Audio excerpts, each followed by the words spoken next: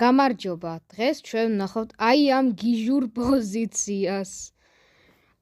სულა ეხლა არის თეთრების და უნდა ჩავსვათ შამათი. ხო, შენ შეიძლება გაიფიქრო რა შამათი უნდა ჩაისვასო, ყველა ფიგურა ჰყავსო, იმას შავებსო. თითქმის ყველაო რა, მხედარი აკლია მარტო. მაგრამ გამოსავალი არსებობს. ხო, ჩვენ პაიკებზე თუ იკითხავ მოძრაობა, ანუ ნახეთ, მოძრაობა არავის არ შეუძლია, მხედარსაც კი. მარტო მეფეს შეუძლია და პაიკს.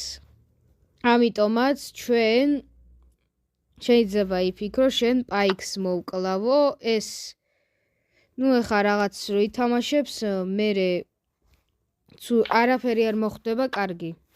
ამიტომაც პირველი სულა არის ქიში, არ ვკლავთ პაიკს. მეფე აქ უნდა წავიდეს. შემდეგ ჩვენ ლაზიერს აქ ტოვებთ და მეფეს მოვდივართ.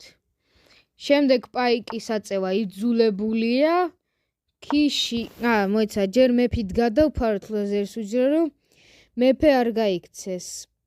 ხო, აქ სადაც არ უნდა ამოვიდეს, მაინც უკან ჩაბრუნდება. აქ ხა შეიძლება შენი ფიქრო, რა კაია, პაიკი მოვიგეო, მაგრამ პატია.